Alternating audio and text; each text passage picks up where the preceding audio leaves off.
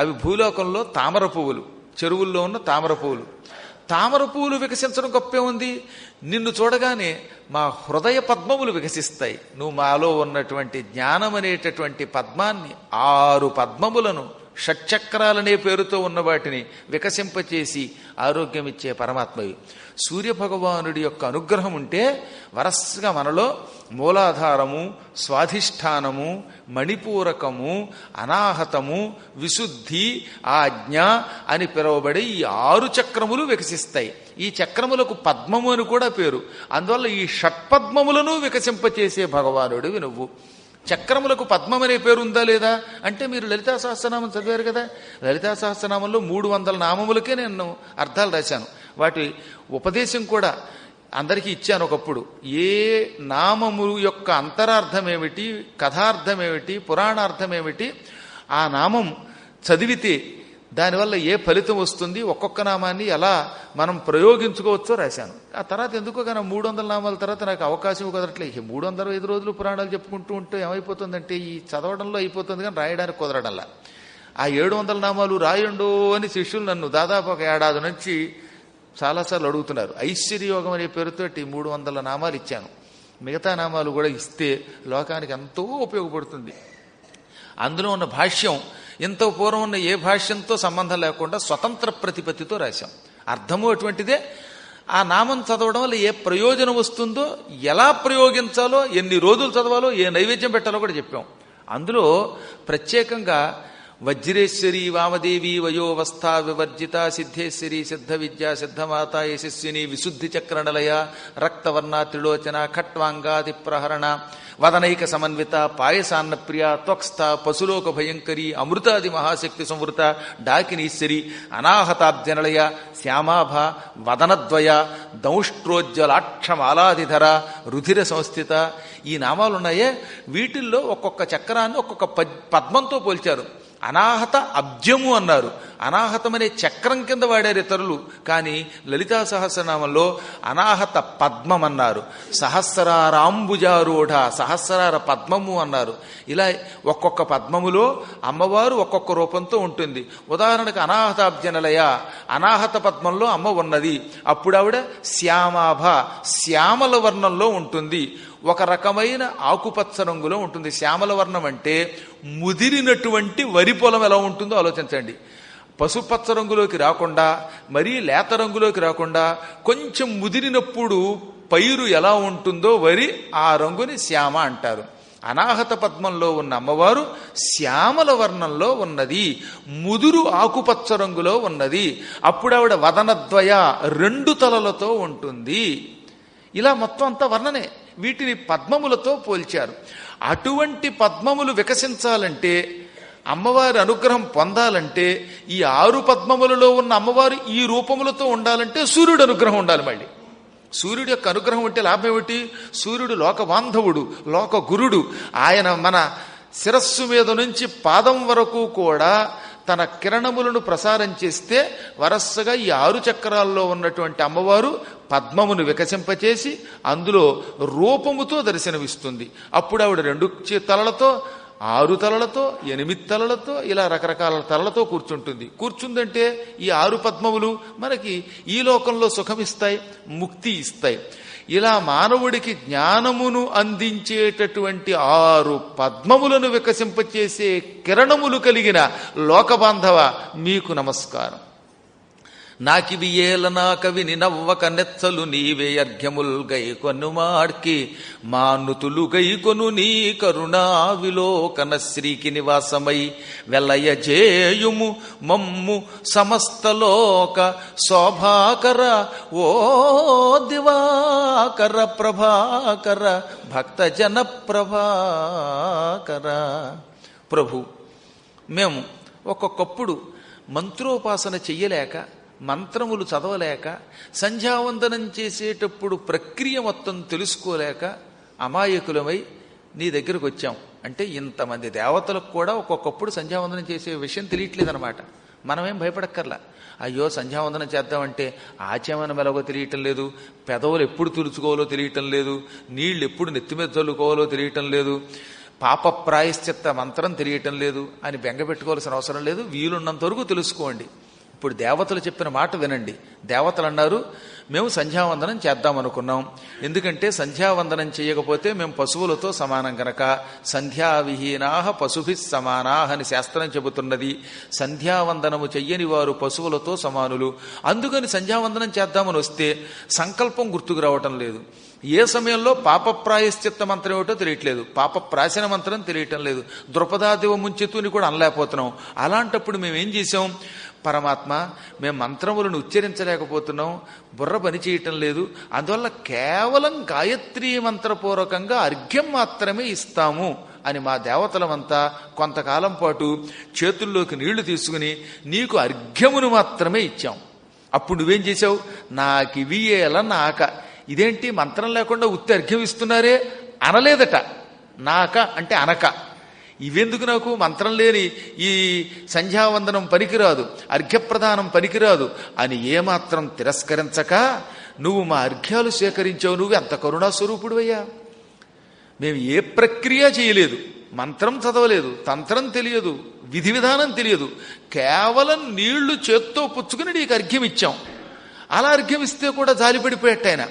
నీవే అర్ఘ్యముల్ గైకొనుమాడికి, జాలితో పోన్లేనాయనలారా, మీకు ఏ విధానం తెలియకపోయినా మీ మనస్సులో భక్తి ఉన్నదిగా, ఈ భక్తి నాకు చాలు అని మేమిచ్చిన అర్ఘ్యాన్ని స్వీకరించావు.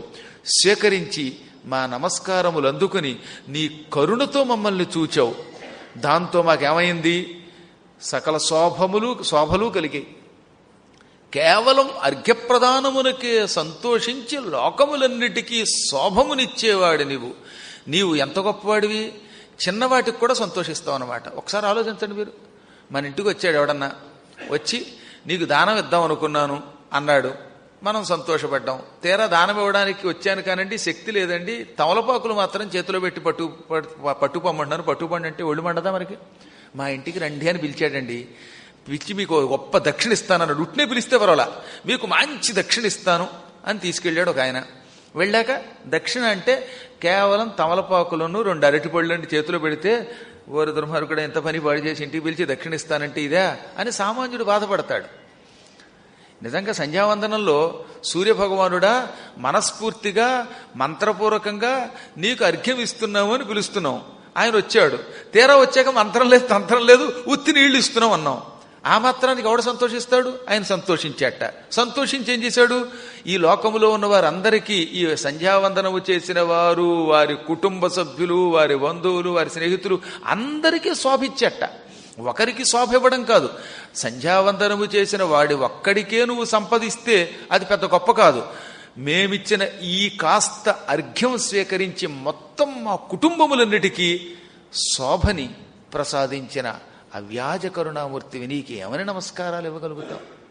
ఒక వ్యక్తి ఇంట్లో పూజ చేస్తే అందరికీ శుభాలు ఇస్తావా అంటే నీవు అత్యంత కరుణామూర్తివి. ఓ దివాకర, పగలు కలిగించేవాడా, ప్రభాకర, కాంతితో కూడిన కిరణములు కలిగినవాడా, లోకానికి కాంతిని అందించేవాడా, భక్తజన ప్రభాకర, భక్తజనములకు హృదయములో అజ్ఞానమనే చీకటి తొలగించి విజ్ఞానమనే వెలుతురిచ్చేవాడా, నీకు నమస్కారం. నువ్వు అప్పుడప్పుడు లోకశ్రేయస్సు కోసం ఎక్కువ కిరణములను ప్రసారం చేస్తావు. దాంతో వేడి పెరుగుతుంది. ఆ వేడి వల్ల భూలోకంలో ఉన్న నీరు ఆవిరవుతుంది. ఇక్కడున్న నీరు సముద్ర జలం కిరణములతో లాక్కుని పైకి తీసుకుపోతావు, ఆవిరి రూపంలో పట్టుకుపోతావు. ఆ తర్వాత ఆ నీరు నీ దగ్గర మేఘం అనే పేరుతో అట్టే పెట్టుకుంటావు. ఆ తర్వాత సమయం వచ్చినప్పుడు ఆ మేఘములు వర్షించేలా చేసి మళ్ళీ నీరు లోకానికి అందిస్తావు. ఇక్కడ భూలోకంలో బాగా ఉప్పగా ఉన్న పనికి మాలిన చెత్త నీరు లాక్కుంటున్నావు, కానీ ఇచ్చేటప్పుడు చల్లని మంచినీళ్ళు ఇస్తున్నావు. మీరు చూడండి ఒకసారి, బయట డ్రైనేజీ ఉందండి, అందులో నీరంతా కుళ్ళు కంపు. కాసేపు నల్ల చెరువునే తీసుకుందాం, అప్పుడప్పుడు కుళ్ళిపోతుంది. ఈ కుళ్ళిపోయిన నీరు మీద సూర్యుడు ఏం చేస్తున్నాడు? కిరణములు ప్రసారం చేస్తున్నాడు. ఈ కిరణముల వల్ల ఆ కుళ్ళు నీరు ఏమైంది? ఆవిరి పైకి వెళ్ళింది. ఆ ఆవిరి మేఘం అవుతోంది.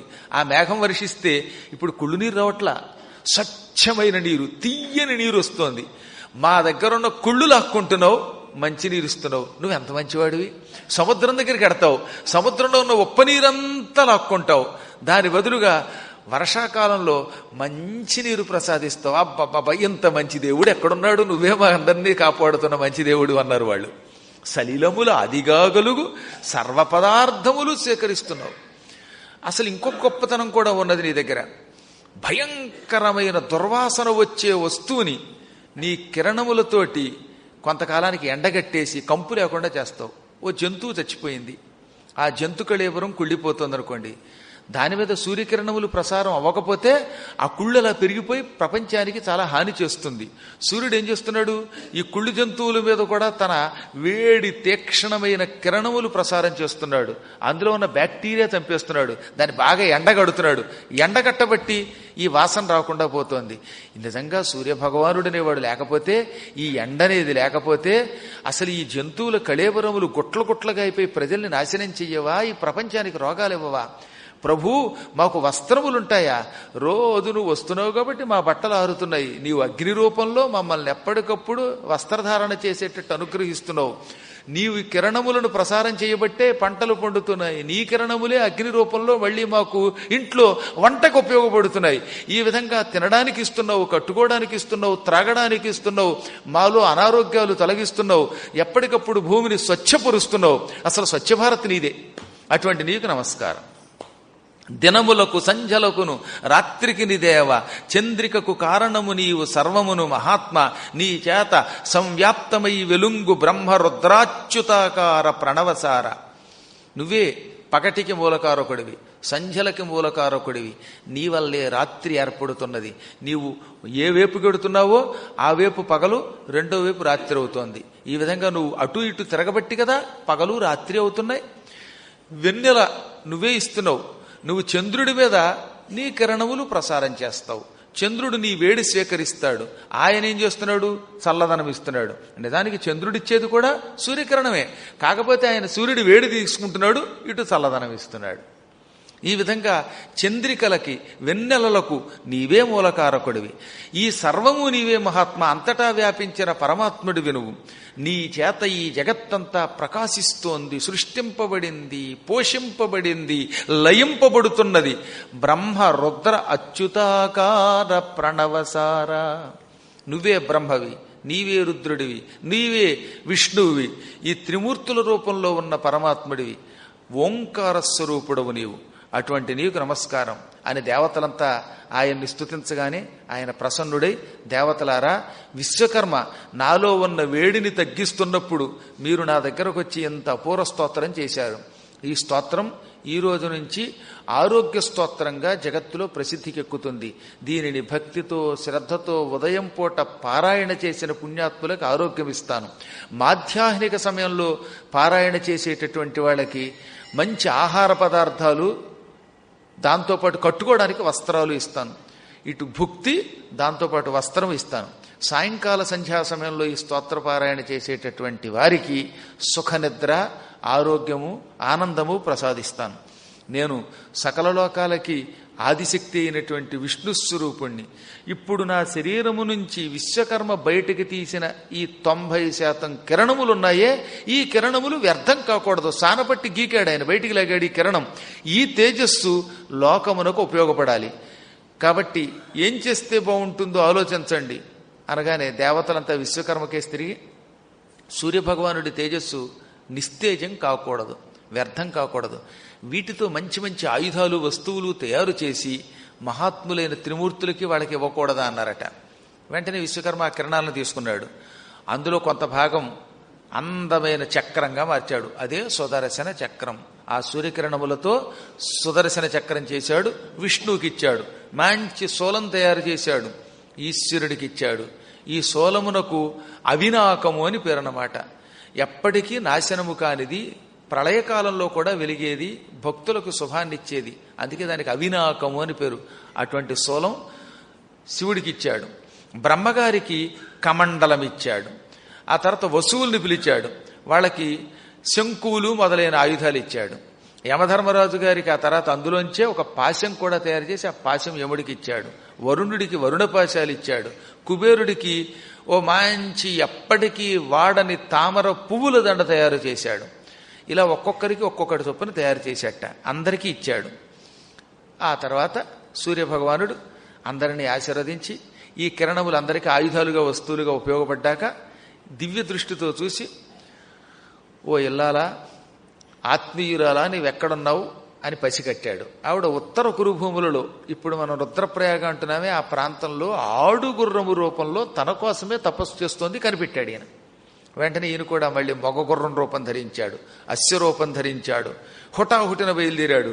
ఖుర్ర పుటాహుతి తేలి కుంభినీ చక్రంబు.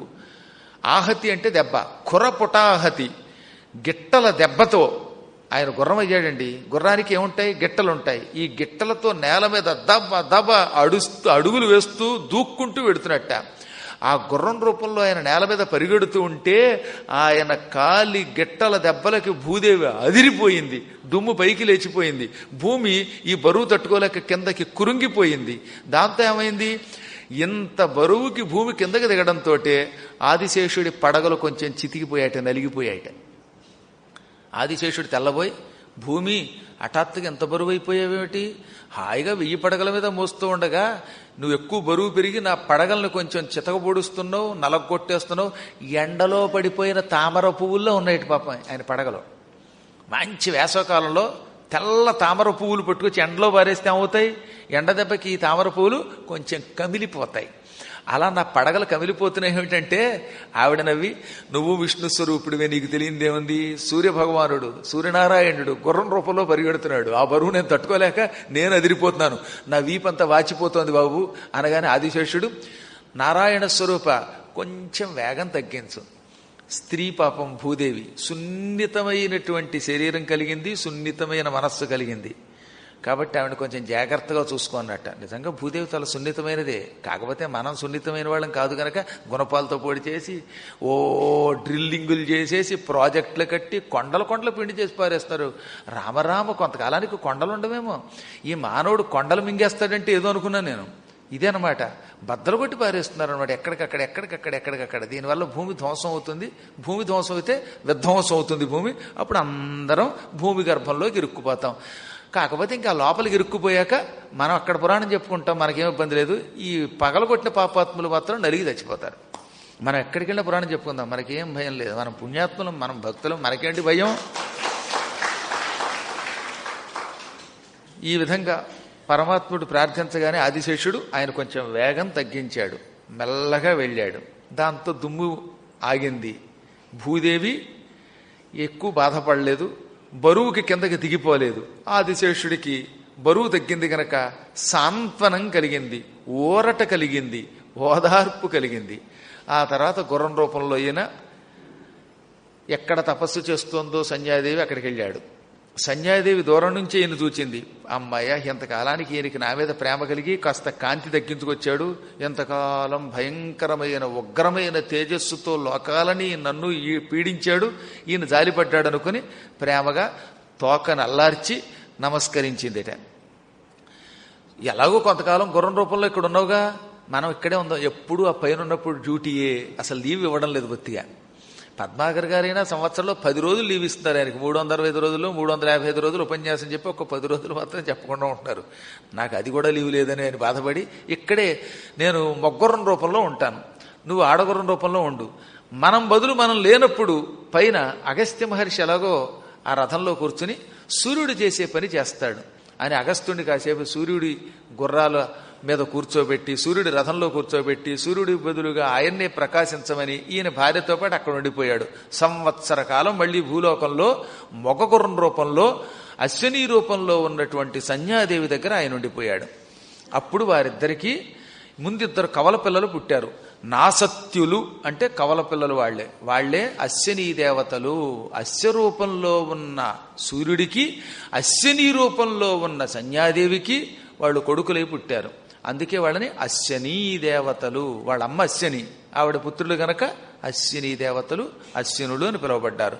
వాళ్ళు దేవవైద్యులయ్యారు. ఆ తర్వాత ఇంకొక కొడుకు పుట్టాడు, వాడే రేవంతుడు. పూర్వం పాల సముద్రం నుంచి పుట్టిన గుర్రపు రౌతు ఇప్పుడు మళ్ళీ పునర్జన్మెత్తాడు. ఎత్తి సూర్యుడికి సంధ్యాదేవికి కొడుకుగా పుట్టాడు. పుట్టడంతో గుర్రము యొక్క కొడుకు గనక గుర్రపు రౌతుగా పుట్టాడు. కడుపులోంచి పుట్టేటప్పుడే గుర్రం కూడా వాడికి వాహనంగా వచ్చిందిట. సాధారణంగా కడుపులోంచి తల్లి గర్భంలోంచి వచ్చేవాడు తన వాహనం తను తెచ్చుకుంటాడా? అలా ఎవడికి వాడు వాళ్ళ అమ్మ కడుపులోంచి బయటకు వచ్చేటప్పుడు వాడి కారు వాడు తెచ్చుకుంటే ఇంక ఈ లోకంలో ఎవరు బేరమనక్కర్లా, ఇంకొకళ్ళ మీద ఆధారపడక్కర్లా. కాబట్టి వాహకులై పుట్టం, మనం నిర్వాహకులై పుడతాం. కానీ ఆయన మాత్రం కారణజన్ముడు గనక పుట్టడంతో గుర్రం ఎక్కి పుట్టాట ఏకంగా. అందుకే రేవంతుడు అంటే పుట్టుకతో గుర్రపు రవ్వుతూ అని అర్థం అనమాట. రేవంత శబ్దమునకు గుర్రపు రవ్వుతూ, హార్స్ రైడర్ అని పేరు. మంచి తెల్లని మిసమిసలాడిపోతున్న గుర్రం మీద ఈయన కూడా తెల్లని రంగుతో పుట్టాడు. ఆ గుర్రం కూడా తల్లి కడుపులోంచి బయటకు వచ్చినప్పుడు ఈయనతో పాటు వచ్చిన గుర్రం ఒక చెవి మాత్రం కుడి చెవి నల్లగా ఉండేదట, ఎడమ చెవి మాత్రం తెల్లగా ఉండేది. మిగతా శరీరం అంతా పాలనురుగు వలె ఉండేది. ఈ విధంగా రేవంతుడుదయమయ్యే బాణ పూర్ణ తూణీర కృపాణ కార్ముకోజ్జలుడునైన రేవంతుడుదయమయ్యే. పుట్టడంలో పటు తురంగమారూఢుడు, గుర్రం మీద ఎక్కువచ్చాడని ముందే చెప్పాంగా. దాంతోపాటుగా ఒంటికి కవచం, తనుత్రాణము అంటే శరీరమును రక్షించున్నది కవచం. కవచంతో పుట్టాడు, సహజ కవచంతో పుట్టాడనమాట. సూర్యుడి యొక్క అనుగ్రహం అంటే పుట్టుకతో కవచం వచ్చేస్తుందండి. కర్ణుడికి రాలా సహజ కవచ కొండలారు, అలాగే ఈయన కూడా పుట్టుకతో శరీరమునకు కవచంతో పుట్టాడనమాట. దాంతోపాటు చేతిలో ధనుస్సు, బాణములు వెనకాల అమ్ముల పొది, తర్వాత కృపాణ మంచి ఖడ్గం, వీటితో కలిసి గుర్రంతో పాటు పుట్టాడు. తల్లిదండ్రులకు నమస్కరించి వెళ్ళిపోయాడు. ఈ విధంగా 3 కొడుకులు పుట్టాక అశ్విని దేవతలు మరియు రేవంతుడు పుట్టగానే సూర్యభగవానుడు యథారూపం ధరించాడు. అశ్విని రూపంలో ఉన్న సంధ్యాదేవి కూడా తన అసలు రూపాన్ని ధరించింది. అప్పుడు ఆయన ఆమెను వెంటబెట్టుకు వెళ్ళిపోయాడు. తన రథంలో అంతవరకు తన బదులుగా సూర్యుడిగా వెలిగిపోతున్న అగస్త్యుడికి స్వస్తి చెప్పి ఆయన్ని పంపి తిరిగి తాను తన రథం ఎక్కాడు. అప్పుడు ఛాయాదేవి చాలా బాధపడుతూ దగ్గరకు వచ్చి, అక్కయ్య నేను చాలా పొరపాటు చేశాను, అదేమిటో నువ్వు నేను ఒకటే కదా, సవర్ణనే కదా, అయినా పుత్రపక్షపాతం వచ్చింది, నా సంతానం మీద ఉన్న వ్యామోహంతో నేను నీ పిల్లల్ని కొంచెం ఏడిపించాను, అయితే నేనులే ఈ ఏడిపించబట్టే అసలు రహస్యం బయటకు వచ్చింది, నువ్వు ఇక్కడికి వచ్చావు, లేకపోతే సూర్యభగవానుడికి శాశ్వతంగా నువ్వు దూరంగా ఉండేదనివిగా. అసలు నా అనుమానం, నాలో ఆ దుర్బుద్ధి రేకెత్తించి తిరిగి నేను ఇక్కడికి తెచ్చుకున్నది మన భర్తేనేమో అనిపిస్తోంది నాకంది ఆవిడ. ఆయన సంకల్పం కాకపోతే ఈవిడికి దుర్బుద్ధి కూడా పట్టదు, పుట్టకపోతే సంధ్యాదేవి వెనక్కి రాదు. కాబట్టి ఏం జరిగినా కార్యకారణ సంబంధం అంతా మళ్ళీ పరమాత్మది అన్నదట. ఈలోపు 2వ కొడుకు యముడొచ్చి, కార్యకారణ సంబంధాలు పక్కనట్టండి, నన్ను అకారణంగా చెప్పించావు, ఇప్పుడు నా కాలు సంగతి ఏమిటన్నాడు. ఆయన కాలంతా అప్పటిదాకా చెదలు పట్టినట్టుగా ఒక రకమైన పుండుతో నిండిపోయింది. ఊడి పడలేదు తల్లి శాపం వల్ల ఇంకా, కానీ కాలు మాత్రం భయంకరమైన రోగగ్రస్తం అయిపోయింది. ఎడంకాలు మోకాలు నుంచి కింద భాగం అంతా ఒక రకమైన మాంసముద్దలతో బయటకు వస్తున్న జుగుప్సాకరమైన రోగంతో నిండింది. ఎందుకో కొంతమంది కాళ్ళు చూసారా, చర్మం ఊడిపోయి మాంసం బయటకు వచ్చి చాలా జుగుప్స అయిపోతుంది. రోగం అదొక రోగం. ఇప్పుడు ఈ కాలుతో నేనేం చేయనన్నాడు. అనగానే సూర్యభగవానుడు, తల్లి శాపం నీ కాలు రాలి కింద పడ్డంతో పోతుంది, ఇదిగో నేను నీకు వరం ఇస్తున్నాను, నీ కాలుని నీ అంతటి నువ్వే చేత్తో ఇలా లాగి కింద పారేయి, నీ ఎడంకాలు ఊడిపోతుంది. ఆ ఊడి కింద పడిన కాలుని సూక్ష్మక్రిముల్ని తినమను, సూక్ష్మక్రిములు అవి తినేస్తాయి. అవి తిన్న వెంటనే నీకు మళ్ళీ యథాప్రకారంగా కాలు వస్తుంది. భక్తితో తండ్రినైన నన్ను, తల్లి అయిన ఛాయని, అసలు తల్లి అయిన సంజ్ఞని తలుచుకుని నమస్కరించుకుని ఈ కాలు లాగి మా ముగ్గురు యొక్క అనుగ్రహంతో నీ పాదం యథాప్రకారం అవుతుంది అనగానే ఆయన ఎడంకాలు లాగి బయట పారేశాడు. ఆ కుళ్ళిన కాలు ఊడొచ్చేసిందిట. బాగా పండిపోయినటువంటి అరటిపండు సరే ఇలా అనగానే తొడిమ నుంచి ఊడిపోతుంది, అలా ముగ్గిన పండు ఊడిపోయినట్టుగా ఊడిపోయిందిట ఆయన కాలు. అది తీసి నేల మీద భూమి మీద పారవేశాడు. వెంటనే భూమి మీద కొన్ని క్రిములు వచ్చి దాన్ని పట్టుకుని 2 నిమిషాల్లో తినేసేయట. ఆ తర్వాత ఆయన మళ్ళీ తల్లికి, తండ్రికి, సవతి తల్లికి అందరికీ భక్తితో నమస్కరించాడు. సూర్యభగవానుడు ఆరోగ్యప్రదాత గనక ఆ మహాత్ముని అనుగ్రహంతో ఈయన పాదం తిరిగి వచ్చింది. అప్పటి నుంచి యమధర్మరాజు గారిని, నాయనా నువ్వు సమవర్తివి, యమలోకాన్ని పరిపాలిస్తూ ప్రజల ప్రాణాలు తీసి వారందరికీ శిక్షలు విధించమనగానే యముడు, అంత పని చెయ్యాలంటే చాలా శక్తి కావాలి, మాట వరసకు కూడా పక్షపాతం ఉండకూడదు, ధర్మదృష్టి కావాలి. తల్లి సవతి తల్లి కొంచెం తేడా చేసినంత మాత్రం చేత కోపం వచ్చి ఎడంకాలతో తన్నడానికి సిద్ధపడ్డాను కదా అంటే నాలో కొంత అధర్మం ఉన్నది, అసహనం ఉన్నది, సహనశక్తి లేనివాడు యముడిగా ఉండడానికి వీల్లేదు. కాబట్టి నేను ఇప్పుడే వారణాసి క్షేత్రానికి వెడతాను అని కాశీ వెళ్ళి అక్కడ కఠోర తపస్సు చేశాడు శివుడి కోసం. శివుడికి తన పేరు మీదుగా ఒక లింగ ప్రతిష్ఠ చేశాడు. దానికి ధర్మరాజేశ్వర లింగం అని పేరు. అది ఇప్పుడు విశాలాక్షి ఆలయానికి దగ్గరగా ఉంటుంది, గుర్తుపెట్టుకోండి. ధర్మరాజేశ్వర లింగం అంటారు. విశాలాక్షి ఆలయానికి వెళ్లే చోట వట సావిత్రి ఉందే, అక్కడ ఉంటుంది. అక్కడే కూర్చుని ఆయన 108 నామాలు రాశాడు. ఓం శివాయ నమః, కేశవాయ నమః అంటూ ఒక శివనామం, ఒక కేశవనామం, శివకేశవ అష్టోత్తర శతనామం అంటారన్నమాట. ఒకప్పుడు ఇక్కడ మనం పంచిపెట్టాం. కొద్ది రోజులు క్లుప్తంగా పురాణం చెప్పుకున్న మొదటి రోజుల్లో పంచిపెట్టాం. అది చాలా గొప్పదండి. ఆ నామాలు అక్కడే రాసి ధర్మరాజేశ్వర లింగం అనే పేరుతో తన పేరు మీదుగా లింగ ప్రతిష్ఠ చేసి అక్కడ కొంతకాలం ఉంటే శివుడు ప్రత్యక్షమై, నాయనా నువ్వు రాసిన ఈ స్తోత్రం నాకు ఆనందం కలిగించింది. నువ్వు ప్రతిష్ఠించిన ఈ లింగం నీ పేరు మీదుగా ధర్మరాజేశ్వర లింగం అనే పేరుతో, ధర్మేశ్వర లింగం అనే పేరుతో కలియుగాంతం వరకు ఉంటుంది. కాశీలో ఎప్పటికీ నశించని లింగాల్లో నీ లింగం కూడా ఒక లింగం. కాబట్టి నీ లింగం మాత్రం ధ్వంసం కాదు, ధర్మేశ్వర లింగం అలాగే ఉంటుంది. దానిని భక్తితో దర్శనం చేసుకున్నవాడు మాత్రం ఇక మళ్ళీ తల్లిపాలు తాగవలసిన అవసరం ఉండదు, అంటే పునర్జన్మెత్తవలసిన అవసరం ఉండదు అంటాడు ఆయన. అందుకే ఆయన రాసిన స్తోత్రం చివరి రాసుకున్నాడు ఆయన, యో ధర్మరాజ రచితాం లలిత ప్రబంధాం. ఎవరు యమధర్మరాజు చేత రచింపబడిన లలితమైన ఈ శివకేశవ అష్టోత్తర శతనామములను భక్తితో కాశీ వచ్చినప్పుడు చదువుతారో, లేక ఇంటిలో కూర్చున్నప్పుడైనా చదువుతారో, అటువంటి వాడు న పిబేత్స స్తనరసం న పిబేత్స మాతుహు అంటాడు. తల్లి యొక్క గర్భంలో ప్రవేశించి పుట్టి తల్లిపాలు తాగే కర్మయోగం ఉండదు, అనగా పునర్జన్మ ఉండదు వాడికి అంటాడు. స్వయంగా యమధర్మరాజు చివరన ఫలితంలో రాస్తాడు. యమధర్మరాజు గారు ప్రతిష్ఠించిన ఆ లింగమును చూచి మెచ్చుకున్న శివుడు ఈ వరమివ్వడమే కాకుండా, ఈ రోజు నుంచి నీవు సమవర్తి అవుతావు, ధర్మమూర్తి అవుతావు, అధర్మం ఉండదు, పొరపాటును కూడా అధర్మం చెయ్యవు. ఎప్పుడైనా కొంచెం ధర్మం నీకు లోపం వస్తే నీకు కూడా శాపం వస్తుంది అని ఆయన తీసుకెళ్లి సంయమనీపురానికి రాజుని చేశాడు. ఆయన చాలా జాగ్రత్తగా పరిపాలించాడు. అయినా ఎంత సూక్ష్మమైందండి ధర్మం అంటే, ఎంత ధర్మబద్ధంగా పరిపాలన చేద్దామని ఎక్కడో చోట చిన్న అధర్మం జరుగుతుంది. అందుకే ఏమైంది, ఒకనాడు మాండవ్యుడికి శిక్ష వేశాడు. నిజానికి శిక్ష వేసింది మాండవ్యుడికి, సోలం శిక్ష ఎవరు అంటే యముడే. దాంతో మాండవ్యుడికి ఒళ్ళు మండింది. యమధర్మరాజువి, సమవర్తివి, పక్షపాతం లేకుండా అందరినీ సమానంగా చూడవలసిన వాడివి, చిన్నప్పుడు తూనీగల్ని నేనేదో పుల్లతో గుచ్చానని నాకేకంగా శరీరంలో మలద్వారం గుండా సోలం గుచ్చేలా చేస్తావా? ఈ పాపమునకు ప్రాయశ్చిత్తంగా నువ్వు ఒక దాసీపుత్రుడివై అవమానాలు ఎదుర్కొని శాపం పెడితే అంతటి యముడు కూడా తన అంశత్వం మళ్ళీ విదురుడై పుట్టి అవమానం ఎదుర్కోవాల్సి వచ్చింది.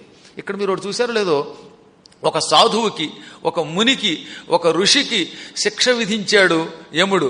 దాంతో యముడు దాసీపుత్రుడై పుట్టి అవమానాలు ఎదుర్కొని బండచాకిరీ చేయవలసి వచ్చింది. ఇవాళ మహాత్ముల్ని నగర బహిష్కరణ చేసిన వాళ్ళ గతి ఏమవుతుందో ఆలోచించండి. ఒక సాధువుకి, యమధర్మరాజుకే దిక్కులేదు సాధువుల్ని బహిష్కరిస్తే, సాధువులకి శిక్ష వేస్తే. సాధువులకి శిక్ష వేసిన వాడెవడు 10 కాలములు బాగుపడ్డో గుర్తుపెట్టుకోండి. అలా చేసిన వాళ్ళంతా సర్వనాశనం అయిపోయారు. మీరు ఎంతమందిని చూడండి. జయేంద్ర సరస్వతి వారిని అరెస్ట్ చేయించిన వాడు బతుకు ఏమైంది? అంత గొప్పదయ్యుండి కూడా చివరి రోజుల్లో ఆవిడ అరెస్టుకు మూల కారణమైనటువంటి వ్యక్తులు ఏ కొండకు వెళ్ళి చచ్చిపోయారో ఆలోచించండి మీరు.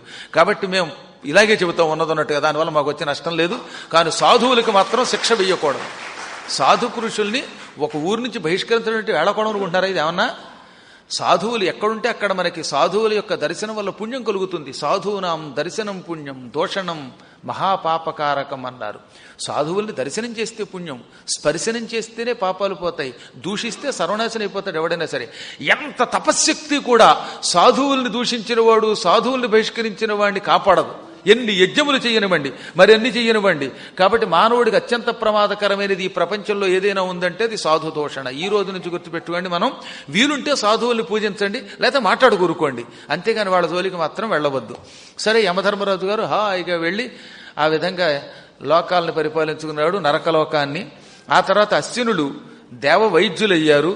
రేవంతుడు ఈ కుబేరుడి దగ్గరికి వెళ్ళి గుర్రాన్ని నడుపుకుంటూ బ్రతకడం మొదలుపెట్టాడు. ఇంకా శనైశ్చరుడు, ఈయన కూడా సాక్షాత్తు సూర్యభగవానుడు యొక్క రెండో కుమారుడే కదా, రెండో భార్య కొడుకే కదా. ఈయన కూడా కాశీ వచ్చాడు, తన పేరు మీదుగా శనైశ్చరేశ్వర లింగం ప్రతిష్ఠించాడు. ఆ లింగ ప్రతిష్టకు మెచ్చుకున్న శివుడు, నాయన నువ్వు నా లింగాన్ని ప్రతిష్ఠించి పూజించావు కాబట్టి నువ్వు కూడా గ్రహం అవుతావు, మీ నాన్నగారిలాగే మంచి బలమైన గ్రహం అవుతావు, నువ్వు అనుగ్రహించావా సంపదలు వస్తాయి, నీవు ఎవరినైనా ఆ వక్రదృష్టితో చూసావా వాడి పని అయిపోతుంది. ఎప్పుడైనా కాశీలో నా ఆలయానికి వచ్చే ముందు నీ దర్శనం చేసుకుని నీ దగ్గర దీపారాధన చేసుకుని లోపలికి రావాలి, ప్రథమ పూజ నీది అన్నాడు. అందుకే చూడండి, మీరు ఎప్పుడైనా విశ్వేశ్వరాలయానికి ఎదురుగుండా శనైశ్వరుడు ఉంటాడు, శివుడు ఆయనకి వరం ఇచ్చాడు. ముందు మనం శనికి దండం పెట్టే లోపలికి వెళ్ళాలి. దీపం వెలిగిస్తే వెలిగించండి, లేకపోయినా పర్వాలేదు, కానీ సరిగ్గా శనైశ్వర విగ్రహం శివాలయంలోకి వెళ్ళేటటువంటి ద్వారం దగ్గర ఉంటుంది.